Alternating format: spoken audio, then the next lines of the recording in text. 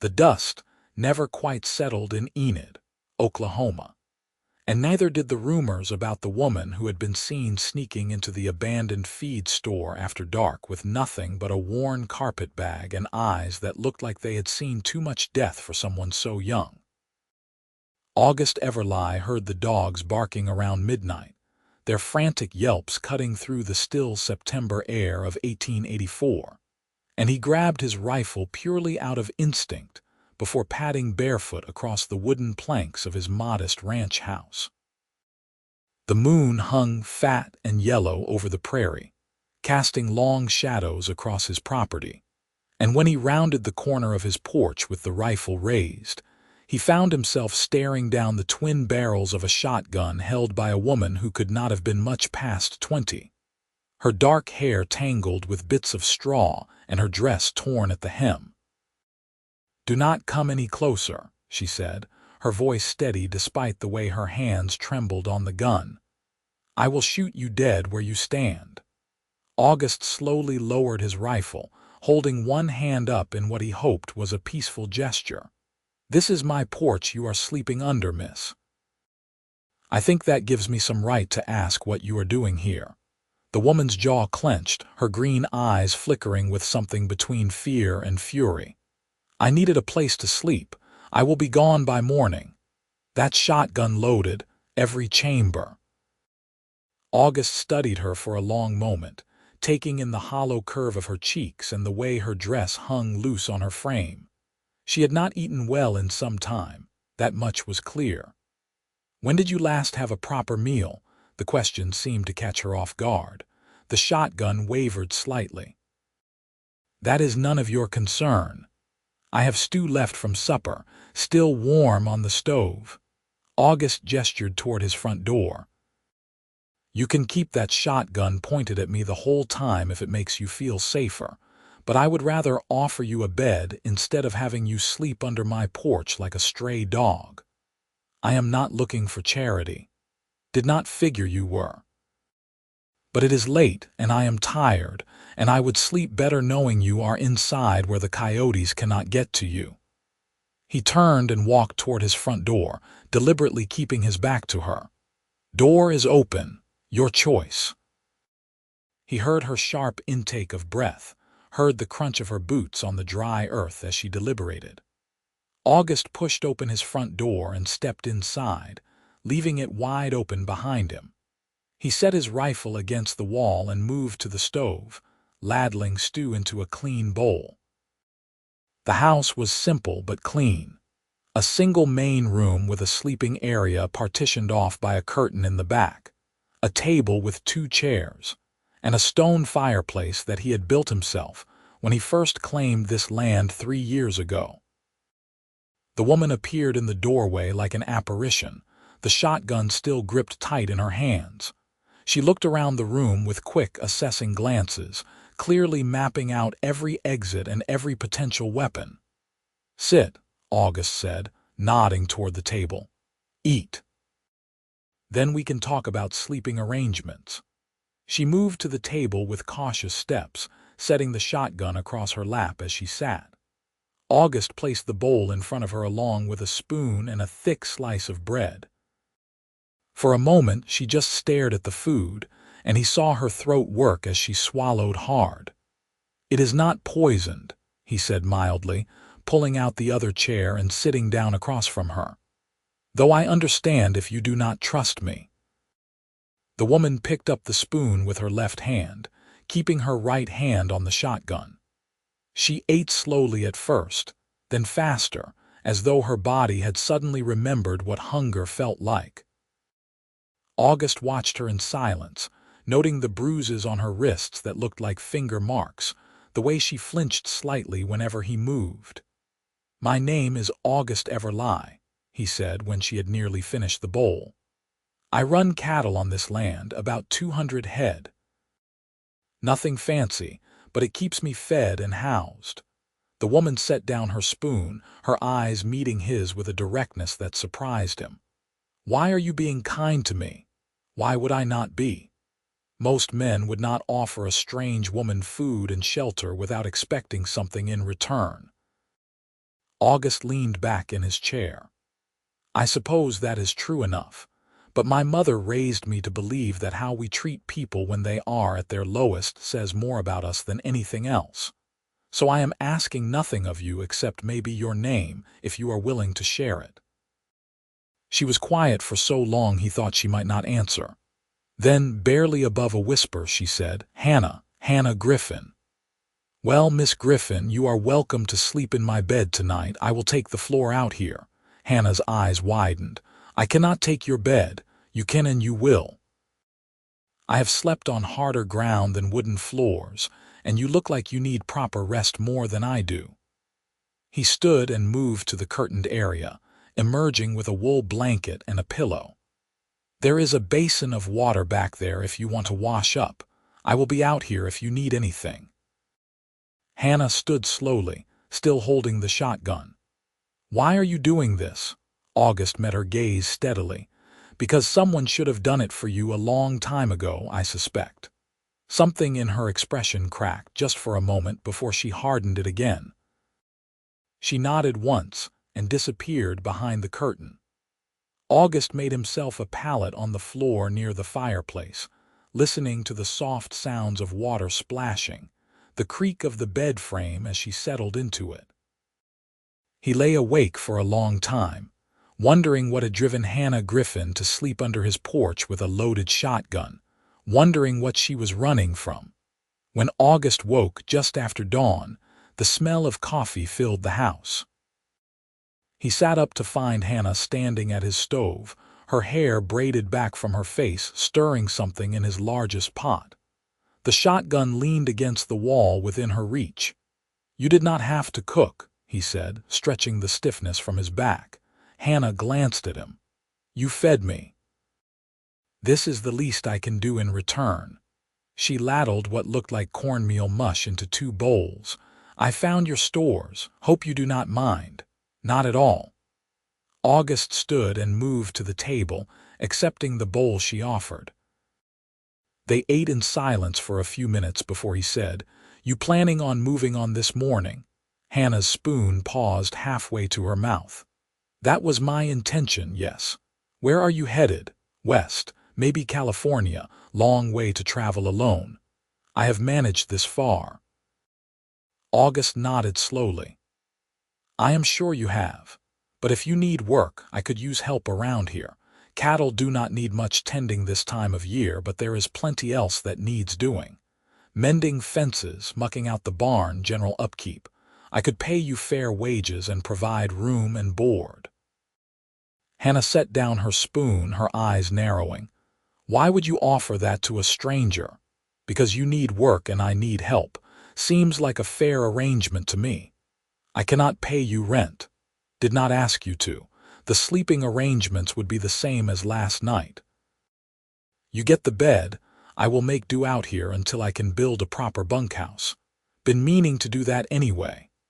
Hannah studied him for a long moment, and August could see her mind working, weighing her options. "What if I rob you blind and disappear in the night?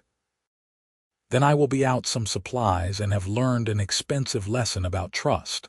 But I do not think you will." "Why not?" "Because you cooked me breakfast when you could have just left. Because you asked permission about using my stores instead of just taking what you wanted. Because I think underneath all that suspicion and fear, you are a decent person who has been treated indecently." Hannah's eyes glistened suddenly, and she looked away. "You do not know anything about me." "No, I do not, but I would like to if you are willing to stay." She was quiet for a long time, her fingers tracing the rim of her bowl. Finally, she said, "1 week. I will stay 1 week and work for you, then I decide if I go or stay longer." August extended his hand across the table. "That seems fair."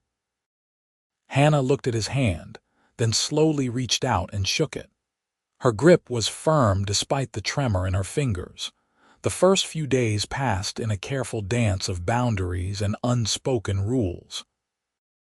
August showed Hannah around the property, introduced her to the cattle, and the 2 horses he kept for riding and working the land. She proved to be a quick learner and a hard worker, rising before dawn to help with the morning chores and working until sunset without complaint.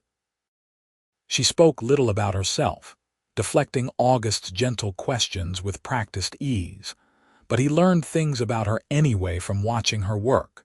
She knew how to handle horses with a confidence that spoke of years of experience. She could mend a fence line faster than he could, her hands quick and sure with the wire and posts.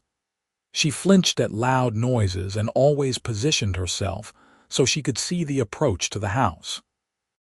She slept with the shotgun beside the bed, and August had heard her wake gasping in the night more than once. On the fourth day, August found her in the barn attempting to lift a saddle that was too heavy for her. He moved to help without thinking, and she whirled on him with such sudden violence that he stepped back with his hands raised. "I am sorry," he said quickly. "I should have announced myself." Hannah pressed a hand to her chest, breathing hard. "No, I am sorry. You startled me." "That seems to happen a lot." She turned away, reaching for the saddle again. "I am fine." "Hannah," August waited until she looked at him. "Whatever happened to you before you came here, you are safe now. I need you to know that." Her laugh was bitter. "Safe? There is no such thing as safe, not for women like me." "What do you mean, women like you?" Hannah's jaw tightened. "It does not matter. It matters to me." She grabbed the saddle with both hands and hoisted it onto the sawbuck with more force than necessary. When she turned back to him, her eyes were blazing. "You want to know why I was sleeping under your porch? Fine. I will tell you. I was married to a man named Clayton Morris. He owned a ranch about 50 miles south of here. For 3 years he beat me whenever the mood struck him, which was often. He broke my ribs twice, my arm once, and too many fingers to count. The shotgun belonged to his father. I took it the night I finally worked up the courage to leave, and I have been running ever since, because I know if he finds me, he will kill me." August felt ice settle in his stomach. "Did you tell the law?" "The law?" Hannah's laugh was sharp. "The sheriff is Clayton's cousin. The judge is his uncle. There is no law that will protect me from him. But you are his wife. He has no right to. I am his property, according to the law. A man can do what he wants with his property."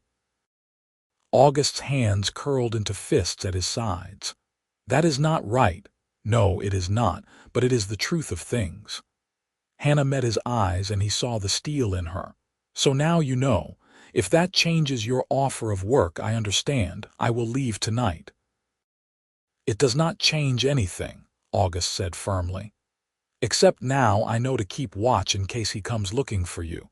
Does he know you might be in Enid?" "I do not think so. I have been moving around, never staying anywhere more than a night or two. This is the longest I have been in one place since I left." August nodded slowly. "Then we will be careful, but I am not sending you away, Hannah. You have done nothing wrong." Her eyes searched his face, looking for the lie, the trap. When she did not find it, something in her seemed to soften slightly. "Why are you so different from other men?" "I am not that different. But I watched my father treat my mother with respect and love for 30 years before he died. I learned from him that a real man does not need to use his fists to feel powerful. A real man protects the people he cares about. You do not even know me. I am getting to know you, and I like what I see." Hannah turned away, but not before he saw the color rise in her cheeks. "I should finish with this saddle. Let me help you." This time, when he moved closer, she did not flinch. The 1-week mark came and went without discussion. Hannah simply continued working, and August continued making his pallet on the floor each night. They fell into a rhythm that felt almost domestic, cooking meals together, working side by side during the day, sitting by the fire in the evenings. Hannah began to talk more, sharing small stories about her childhood growing up on a farm in Kansas, how she had loved riding horses and helping her father with the planting season. "He wanted sons," she said one evening as they sat shelling beans for the next day's supper. He got 3 daughters instead. My mother died when I was 12, bringing my youngest sister into the world, Sarah. She only lived 2 days after. I am sorry, August said quietly. Hannah shrugged, but he could see the old pain in her eyes. My father blamed himself.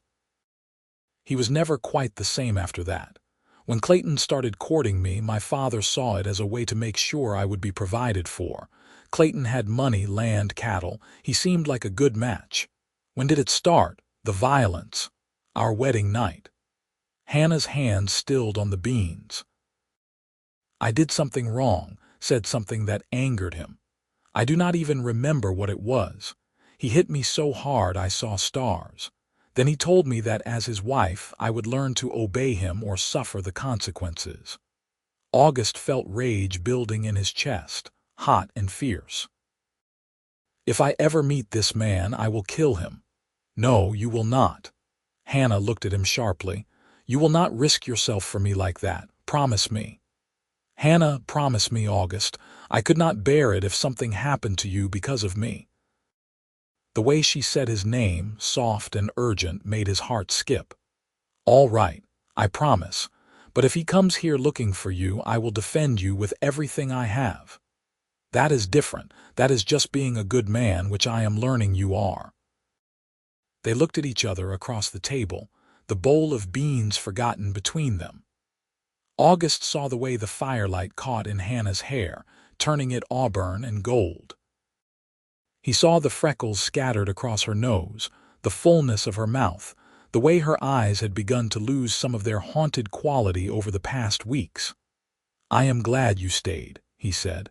Hannah smiled, and it transformed her face. So am I. October brought cooler weather and the first hints of the coming winter. August began making preparations, checking the roof for leaks and chopping extra firewood. Hannah worked beside him, her strength increasing as regular meals filled out her too thin frame. August found himself watching her more and more, noticing the graceful way she moved, the sound of her laughter when one of the barn cats did something amusing. He was falling in love with her. He knew it with the same certainty he knew the sky was blue and the grass was green. It terrified him because he did not know if she could ever feel the same way, if the violence she had endured had closed off that part of her heart forever. One afternoon in mid-October, they rode out together to check on the cattle in the far pasture. The prairie stretched out around them in waves of gold and brown, the sky impossibly blue overhead. Hannah sat her horse with easy confidence, her face tilted up to catch the sun. I love this, she said suddenly. The space, the quiet, I feel like I can breathe out here. It is part of why I chose this land, August said. After the war, I needed somewhere that felt like the opposite of all that noise and death. Hannah glanced at him. You fought for 2 years, got shot in the leg at Shiloh and sent home to recover. By the time I was healed enough to go back, the war was nearly over.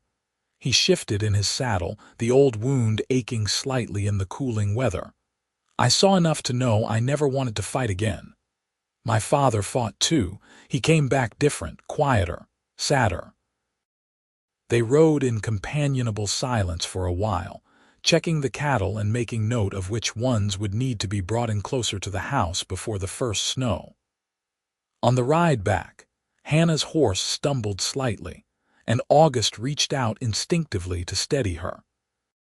His hand closed over her arm and he felt her tense beneath his touch. He withdrew immediately. I am sorry. Hannah shook her head. No, it is all right. I am just not used to being touched without it hurting. The simple honesty of the statement broke something open in August's chest. It should never hurt, Hannah. When someone cares about you, their touch should make you feel cherished, not afraid. She looked at him with such longing it made his breath catch. Is that how you would touch me? Yes. The word came out rougher than he intended. If you ever wanted me to. Hannah reined her horse to a stop. August did the same, and they sat there on the prairie with the wind moving through the grass around them. I think about it sometimes, she said quietly, what it might be like to be close to a man who was kind, but I am so broken, August. I do not know if I could. You are not broken. August moved his horse closer until their legs nearly touched. You are hurt, and that is not the same thing. Hurt can heal given time and care. How can you be so sure? Because I see you healing already. You smile more now, you sleep better. You do not flinch every time I move.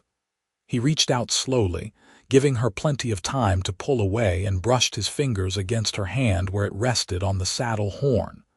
You are the strongest person I have ever met, Hannah Griffin. She turned her hand over, lacing her fingers through his. The simple contact sent electricity up his arm. I am afraid, she whispered. Of me? Of how much I am starting to care about you. What if he finds me? What if he takes this away? Then we will face it together. But I will not let fear of what might happen stop me from telling you the truth. August squeezed her hand gently. I am falling in love with you, Hannah.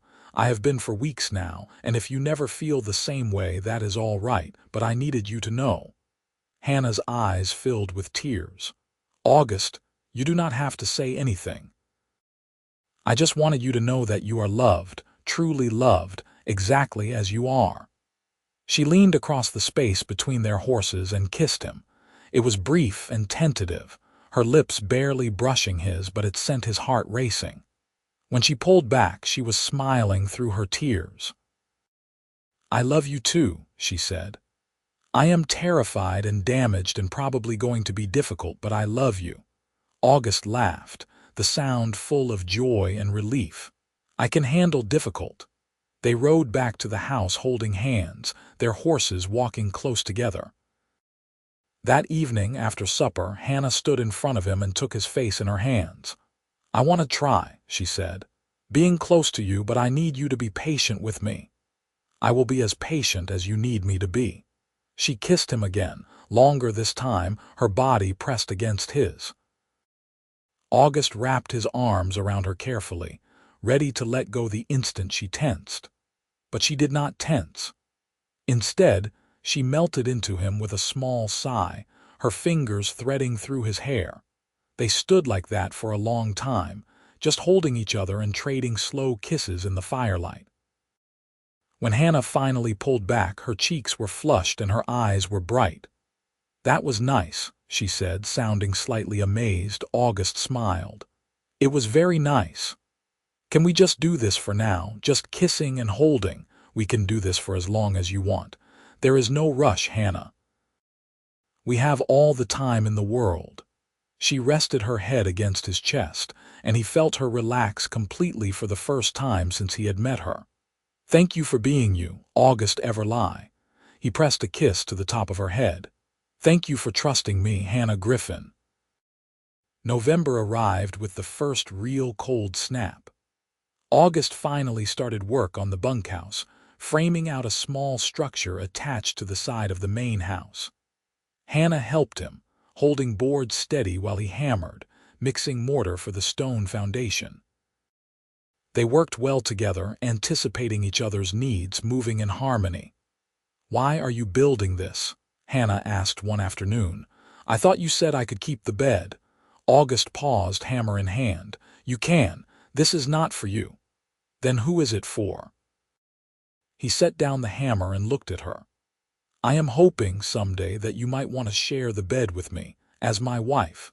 And when that day comes, if it comes, I want us to have privacy.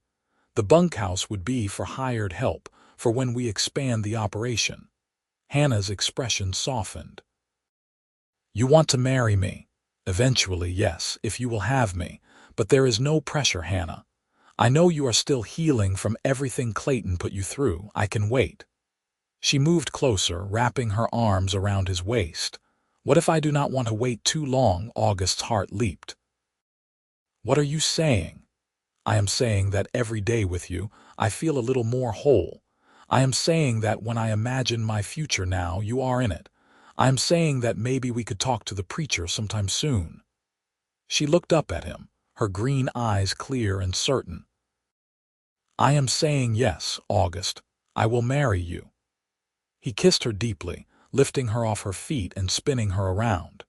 She laughed, the sound bright and free, and August thought he had never heard anything more beautiful.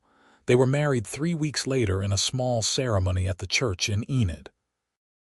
Hannah wore a simple blue dress that August had bought for her from the general store, and she carried wildflowers that she had dried and saved from the summer.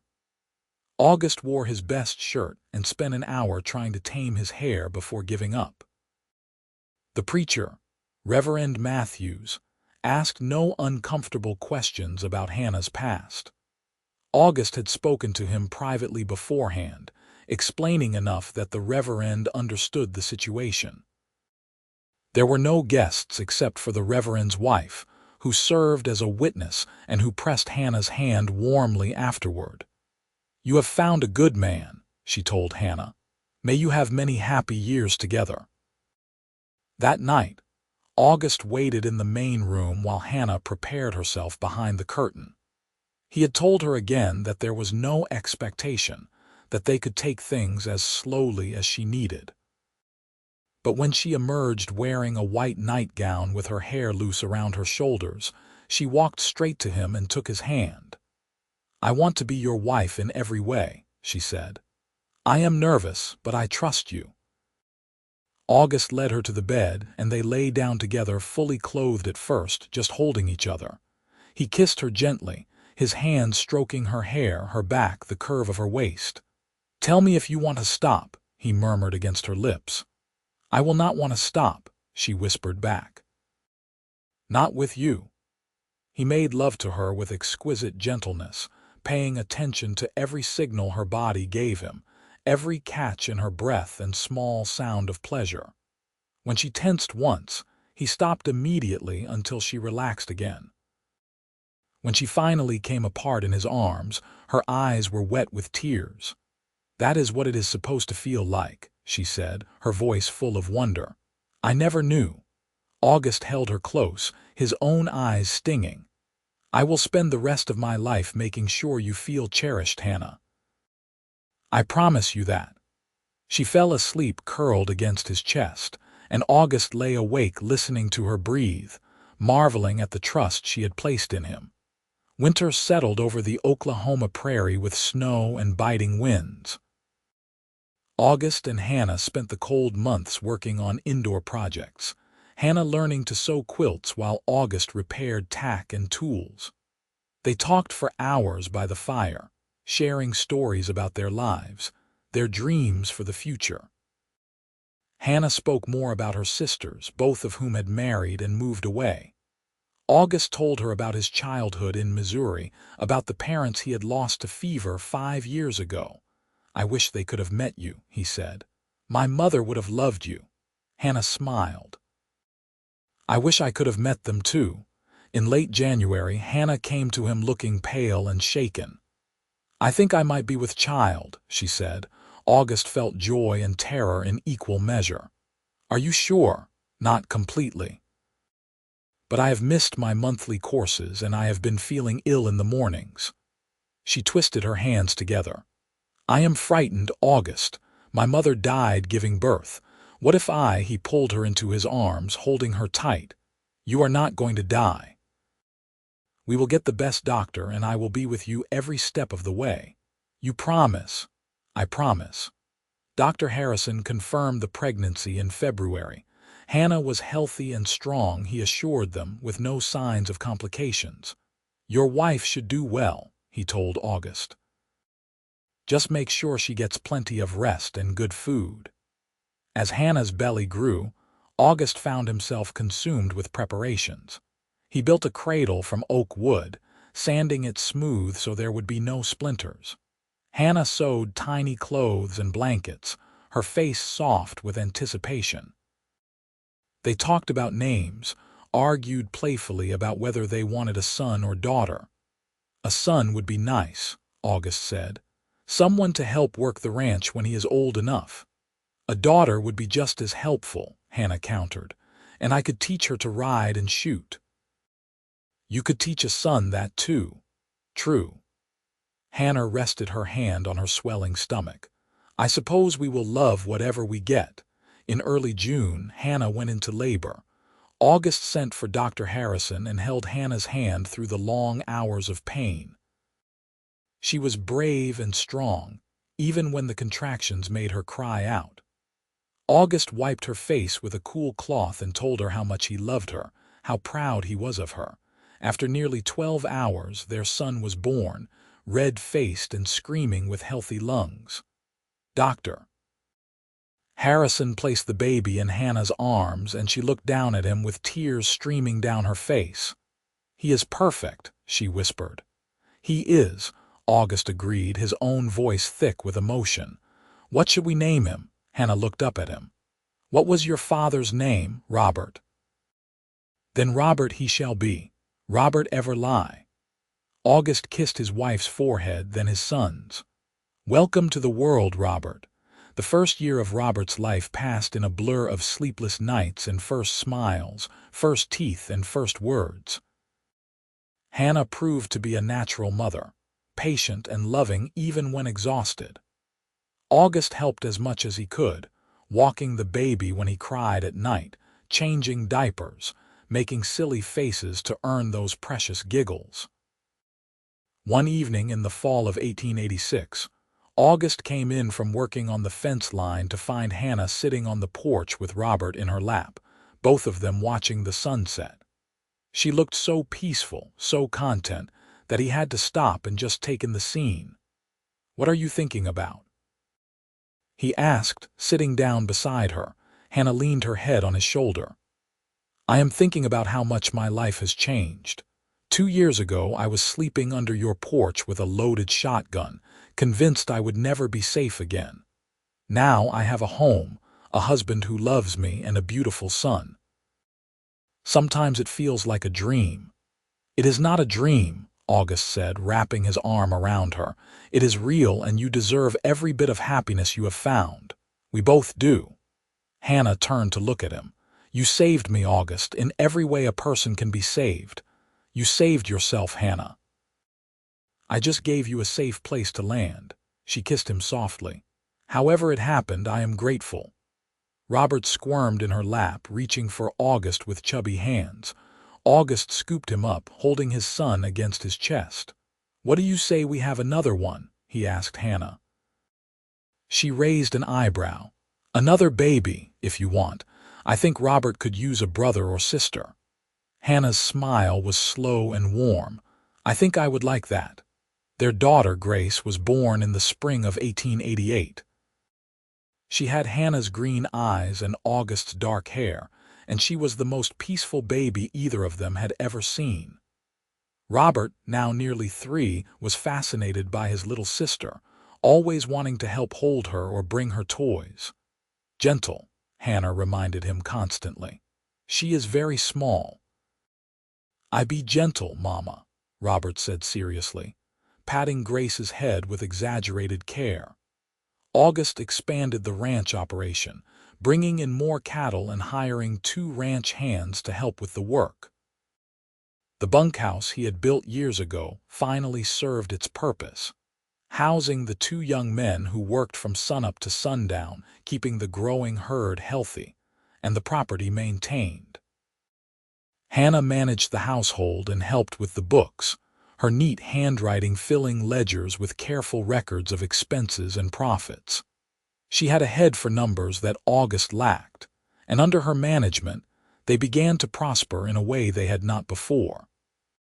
"You are good at this," August told her one evening as she tallied the month's accounts. "My father taught me," she said.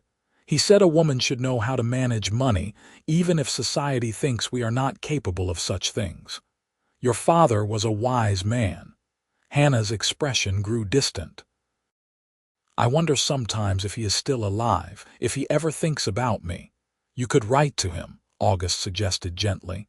"Let him know you are well." She considered this. "What if Clayton finds out where I am? It has been 4 years, Hannah, and you are married to me now legally. He has no claim on you. The law does not always matter to men like Clayton." August reached across the table and took her hand. If you want to contact your father, we will be careful about it, but I think you deserve to let him know you are happy." Hannah nodded slowly. "I will think about it." 2 weeks later, she wrote a letter to her father in Kansas. She kept it brief, explaining that she had remarried after leaving Clayton, that she was safe and happy and had 2 children. She gave no specific location, only listing Enid, Oklahoma as a general area. The response came 6 weeks later. Hannah's father wrote that he was overjoyed to hear from her, that he had worried every day since she left Clayton. He apologized for pushing her into that marriage, saying he had not known what kind of man Clayton truly was. He asked if he could visit, if he could meet his grandchildren. Hannah read the letter aloud to August with tears in her eyes. "He wants to come here. Then we should invite him. What if he leads Clayton to us?" August considered this. "We could meet him in town. If there is any sign that he was followed, we will know before he comes to the ranch." Hannah agreed, and they sent a letter inviting her father to visit in September. August made arrangements with the sheriff in Enid, a man named Tom Granger who had proven himself to be fair and honest. He explained the situation, and Sheriff Granger promised to keep an eye out for any strangers asking questions about Hannah. Hannah's father, Henry Griffin, arrived on a cool September morning in 1888. He was a tall man in his 60s with gray hair and kind eyes that reminded August of Hannah. When he saw his daughter waiting at the edge of town, he climbed down from the wagon and pulled her into a fierce embrace. "My girl," he said, his voice breaking. "My sweet girl." Hannah wept against his chest. "I missed you, Papa." August hung back, giving them their moment. When they finally separated, Hannah wiped her eyes and drew August forward. "Papa, this is my husband, August Everlie. August, this is my father, Henry Griffin." The two men shook hands, Henry studying August with the assessing gaze of a protective father. "You treat my daughter well." "Better than well, sir. She is the center of my world." Henry nodded, seemingly satisfied. "Good, because if you did not, I would have to do something about it, old as I am." August smiled. "I would expect nothing less." They rode back to the ranch together, Henry marveling at the land and the cattle. When they arrived, Hannah brought out Robert and Grace. Henry knelt down to greet his grandchildren, his eyes wet with tears as Robert chattered about the horses, and Grace gave him a gummy smile. "You have done well, Hannah," Henry said, looking around at the house, the land, the family. "You have built a good life here." "We have," Hannah said, taking August's hand. "All of us together." Henry stayed for 2 weeks, helping around the ranch and getting to know his grandchildren. In the evenings, he and Hannah talked for hours, mending the relationship that had been strained by her first marriage. He told her that her sisters were both well, that they asked about her often. "They would like to see you," he said, "if you feel safe enough to visit." Hannah looked at August. "Maybe next spring. We could make a trip of it, bring the children." "I think that sounds like a fine idea," August said. When it came time for Henry to leave, he pulled August aside. "Thank you for giving my daughter the life she deserves, for showing her what love should look like." "She has given me just as much, sir, more even." Henry clasped his shoulder. "You are a good man, August Everlie. I am glad my daughter found you." As they watched Henry's wagon disappear down the road, Hannah leaned against August. "That went better than I hoped. Your father is a good man." "So are you." She turned to face him. "The best man I have ever known." The years passed peacefully. They made the trip to Kansas in the spring of 1889, and Hannah reunited with her sisters amid much crying and laughter. August watched his wife surrounded by her family and saw how much lighter she seemed, how the last shadows of her past were finally fading. Robert grew tall and strong, showing an early aptitude for working with the horses. Grace proved to be fearless, always following her older brother and trying to do everything he did. In 1891, Hannah gave birth to their third child, another son they named Thomas. In 1893, their fourth child arrived, a daughter they called Margaret. The ranch prospered. August became known throughout the territory as a fair dealer with quality cattle. Hannah's management skills kept them financially stable even through the lean years. They expanded the house, adding proper bedrooms for the children and a larger kitchen for Hannah. One evening in the summer of 1894, August found Hannah sitting on the porch swing he had built, watching their 4 children play in the yard. Robert, now nearly 9, was teaching 6-year-old Grace how to rope a fence post. Thomas, 3 years old, toddled after them. Margaret, barely a year old, sat on a blanket nearby, gumming a wooden toy. August settled onto the swing beside Hannah, setting it into gentle motion. "What are you thinking about?" "Everything," Hannah said softly. "How 10 years ago I thought my life was over. How I slept under your porch with a shotgun because I was too afraid to trust anyone. How you offered me a bed instead and changed everything." "Best decision I ever made," August said, pulling her close. "Mine too." Hannah rested her head on his shoulder. "Do you ever wonder what would have happened if you had sent me away that night?" "No, because it never crossed my mind to do that. From the moment I saw you, I knew you were meant to be part of my life. Even when I was pointing a shotgun at you," August laughed. "Even then." They sat in comfortable silence, watching their children play as the sun painted the sky in shades of orange and pink. This was happiness, August thought. This simple moment with his wife beside him and his children healthy and safe. This was what he had been searching for all those years ago when he claimed this land and built this house. "I love you," Hannah said suddenly. "I do not say it enough, but I love you more than I can express." "I love you too," August said, kissing her temple. "Always have, always will."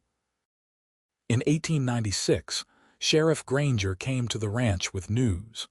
Clayton Morris had been killed in a saloon fight in Texas, shot by a man whose wife Clayton had been bothering. The sheriff thought Hannah would want to know. August watched his wife carefully as she processed the information. She was quiet for a long moment before she nodded. "Thank you for telling me, Sheriff." After Granger left, August found Hannah standing in the barn staring at nothing. "Are you all right?" "I do not know what I feel," she admitted. "Relief, mostly, but also sadness for the waste of it all. He could have been a better man. He chose not to be." August put his arms around her. "You are free of him now in every way." Hannah turned in his embrace, looking up at him. "I have been free of him for years, August. Free from the fear, free from the pain. You gave me that freedom. His death just makes it official." That night, they made love with a new intensity, Hannah clinging to him as though she needed to prove to herself that this was real, that she was safe, that she was loved. Afterward, she cried in his arms, releasing years of pent-up emotion. "I've got you," August murmured, stroking her hair. "I will always have you." As the new century approached, August and Hannah found themselves grandparents. Robert married a sweet girl named Emma in 1899, and their first child, a daughter, arrived in early 1900. August held his granddaughter and marveled at how life continued, how love multiplied and spread. Grace grew into a beautiful young woman who could outride and outshoot most of the ranch hands. She declared she was in no hurry to marry, much to Hannah's amusement. "She is like I was," Hannah told August, "independent and strong-willed." "Then she will find the right person in her own time," August said, "just like you did." Thomas showed an interest in veterinary medicine, spending hours reading books about animal care and helping the local veterinarian when he could. Margaret, the youngest, had inherited Hannah's head for numbers and August's easy way with people. At 7 years old, she announced she was going to own her own ranch someday. A fine goal, August told her seriously, and I have no doubt you will achieve it. In the spring of 1902, Hannah and August celebrated their 18th wedding anniversary. Their children and Robert's family gathered for a dinner that spilled out onto the porch and into the yard. As the sun set and the children ran around catching fireflies, August pulled Hannah into a dance, humming a tune from their wedding. "Happy anniversary, Mrs. Everleigh," he said. "Happy anniversary, Mr. Everleigh," she replied, her eyes sparkling. "You remember what I promised you on our wedding night. You promised a lot of things that night." August smiled. "I promised to spend the rest of my life making sure you felt cherished." "Do you think I have kept that promise?" Hannah cupped his face in her hands. "Every single day. You have given me a life I never dreamed possible. You have shown me what real love looks like. You have been my partner, my best friend, my safe harbor." "You have been all that and more for me," August said. "You took my house and made it a home. You took my lonely existence and filled it with laughter and love. You are the best thing that ever happened to me, Hannah." They kissed as their family cheered, and August thought about the woman who had been sleeping under his porch with a loaded shotgun all those years ago. She had been broken and afraid, ready to shoot anyone who came near her. He had offered her a bed instead, and in doing so, had found his soulmate. The years continued to pass gently. August's hair turned gray, and Hannah developed laugh lines around her eyes. They worked the ranch together until their children were old enough to take over most of the heavy labor. They watched their grandchildren grow, watched Grace finally fall in love with a schoolteacher named Peter, watched Thomas go off to study veterinary medicine properly. On a warm summer evening in 1910, August and Hannah sat on their porch swing, watching the sunset just as they had done thousands of times before. They were both in their 60s now, their hands marked with the scars and calluses of hard work, their bodies moving a bit slower than they used to. "Do you have any regrets?" August asked suddenly. Hannah considered the question. "Not a single one. Everything I went through led me here to this life. I would not change any of it. Not even the hard parts, not even those. They taught me to appreciate what I have. They taught me to recognize real love when I found it." She squeezed his hand. "What about you? Any regrets?" "Only that I did not find you sooner," August said. "I would have liked more years with you." "We still have plenty of years left," Hannah said firmly. "I certainly hope so." They sat in peaceful silence, watching the sky turn from gold to purple to deep blue. The sounds of the ranch settled around them, familiar and comforting. Inside the house, they could hear Margaret helping with supper, Robert and Emma's laughter as they visited with their children. "August," Hannah said softly. "Yes, my love. Thank you for offering me a bed that night. Thank you for seeing past the shotgun and the fear and the broken woman underneath. Thank you for loving me when I did not know how to love myself." August turned to her, cupping her face gently. "It was never a choice, Hannah. Loving you has been as natural as breathing. You walked into my life pointing a gun at me, and somehow I knew even then that you were going to change everything. Did I change things for the better? You made everything better, everything brighter. Everything worth fighting for," he kissed her softly. "I would do it all again in a heartbeat. Every moment, every challenge, every joy, all of it." Hannah's eyes glistened with tears. "I love you, August Everleigh, today, tomorrow, and for all the tomorrows we have left." "And I love you, Hannah Everleigh, from that first night under the porch until my last breath." They held each other as the stars came out, two people who had found each other against all odds, who had built a life of love and laughter from a foundation of fear and pain. The ranch stretched out around them, the land they had worked together, the home they had built together, the family they had created together. This was their legacy, August thought. Not just the land or the cattle or the house, but the love that had grown from a simple act of kindness on a September night in 1884. He had offered a frightened woman a bed instead of turning her away, and she had given him a lifetime of happiness in return. As they finally rose to go inside, Hannah paused to look back at the porch. "Do you remember exactly where I was sleeping that night? Under which part of the porch?" August pointed. "Right there in that corner where the shadows are deepest." Hannah walked over and knelt down, running her hand over the wooden boards. "This is where my new life began, where I stopped running and started living."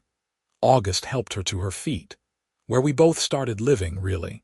I was just existing before you came along." They went inside together, arm in arm, closing the door on another beautiful day.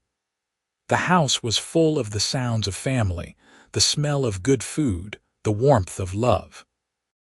This was what happened when you chose compassion over fear, when you offered kindness to a stranger, when you believed in second chances. Hannah had come to him with nothing but a loaded shotgun and a heart full of scars. August had given her a bed, then a home, then a life filled with love. And in doing so, he had received the greatest gift of all, a love that had lasted through seasons and years, through challenges and triumphs, through youth and into their silver years. Years later, when their great-grandchildren asked about how they met, Hannah would smile and tell them the story. "I was sleeping under his porch with a loaded shotgun," she would say, "and your great-grandfather offered me a bed instead. It was the beginning of the greatest adventure of my life." And August would add, "Best decision I ever made, offering that bed to a beautiful stranger. She only pointed a gun at me for a few minutes. After that, she stole my heart and never gave it back." The children would laugh, not fully understanding the weight of the story, the pain that had come before, the healing that had followed. But they would grow up knowing that their family was built on a foundation of compassion, kindness, and a love that had overcome fear. August and Hannah lived well into their 70s, blessed with good health and the constant companionship of family. They saw the ranch pass to the next generation, watched as their grandchildren and great-grandchildren ran through the same fields where they had walked together for so many years. On their 50th wedding anniversary in 1922, the entire family gathered for a celebration that lasted 3 days. There were over 30 people present, all descendants of the cowboy and the woman with the shotgun who had found each other on a September night so many years ago. As August looked around at all the faces, all the life that had come from their union, he felt a profound sense of gratitude. This was what love created.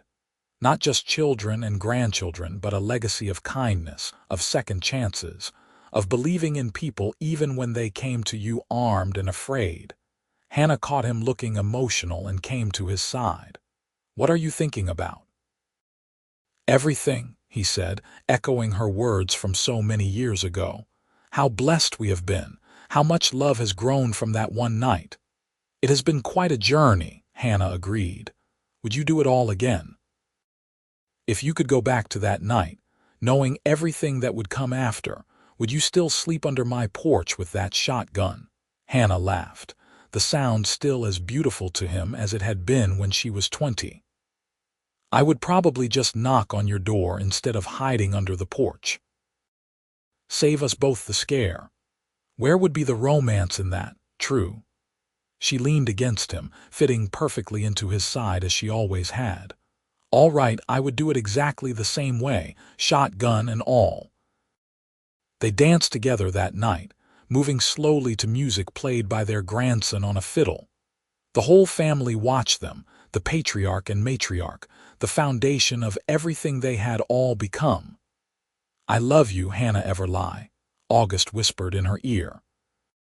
"I love you, August Everlie," she whispered back. And under the stars of the Oklahoma prairie, surrounded by the family they had created and the life they had built together, Two people who had found each other in the darkness continued to hold on tight, grateful for every moment, every memory, every tomorrow they still had left to share. Their story became a legend in the family, passed down through generations. The story of how a cowboy found a woman sleeping under his porch with a loaded shotgun and offered her a bed instead. How that simple act of kindness had blossomed into a love that lasted a lifetime, that created a legacy of compassion and strength. The shotgun itself was still kept in the family, hanging over the fireplace in the main house as a reminder of where they had come from, how far they had traveled. Hannah had insisted on keeping it, not as a weapon but as a symbol. "It represents my past," she told her children, "the fear and the pain, but it also represents my survival, my strength. I want you all to remember that no matter how dark things seem, there is always hope. There is always the possibility of finding your own August, someone who will offer you kindness when you expect cruelty, love when you expect harm." August and Hannah passed away within months of each other in 1925, both having lived full, rich lives surrounded by love. They were buried side by side on a hill overlooking the ranch, beneath a shared headstone that read, "August ever lie and Hannah Griffin ever lie, beloved husband and wife, parents, grandparents and great-grandparents. Their love was built on kindness, trust, and the courage to offer a bed to a stranger with a loaded shotgun." The ranch continued to prosper under the management of their descendants. The house was expanded and updated over the years, but the original structure remained, including the porch where Hannah had once slept in fear and desperation. On warm summer evenings, family members would often sit on that porch and tell the story to the youngest generation, keeping alive the memory of two people who had found each other against all odds and built something beautiful from broken beginnings. Because that was what love did, the story taught. It took broken pieces and made them whole. It took fear and replaced it with trust. It took a woman sleeping under a porch with a loaded shotgun and a cowboy with a kind heart, and it created a legacy that would last for generations. And somewhere in the great beyond, August and Hannah were together still, dancing under the stars, holding each other close, grateful for that September night in 1884 when their paths had crossed, and their lives had changed forever. The end of their mortal story was just the beginning of their eternal one, a love that had started with a bed offered in kindness, and had grown into something that would never truly die. It lived on in their descendants, in the ranch they had built together, in the values they had instilled, and in the simple truth that sometimes the most profound love stories begin with the smallest acts of compassion. August had seen a frightened woman in need and offered help without hesitation. Hannah had been brave enough to accept that help and trust again after so much betrayal. Together, they had created something that transcended their individual pain and became a beacon of hope for everyone who heard their story.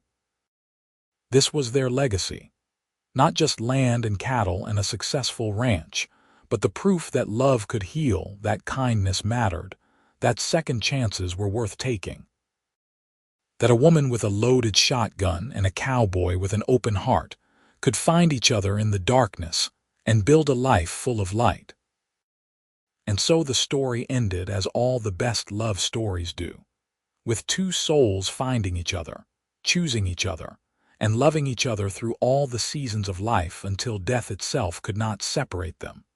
For their love had become something eternal, something that would live on in the hearts of everyone they had touched, everyone they had raised, everyone who had been blessed to know them. They had started as strangers in the night, one desperate and afraid, one lonely and kind. They became partners, lovers, spouses, parents, grandparents, and great-grandparents. But most of all, they became proof that love, real love, The kind that lasts can grow from the smallest seed of kindness planted in the darkest soil of despair. The cowboy had offered the woman a bed instead of turning her away. And in doing so, he had offered her everything: safety, love, family, home, and a future she had never dared to dream possible. She had accepted not just the bed but all that came with it, and together they had built something that would outlast them both. This was the story of August and Hannah Everlie, and it would be told for generations to come, a testament to the transformative power of love and the simple, profound truth that sometimes the best thing you can offer someone in their darkest hour is not solutions or advice, but simply a safe place to rest and the promise that they do not have to face the darkness alone.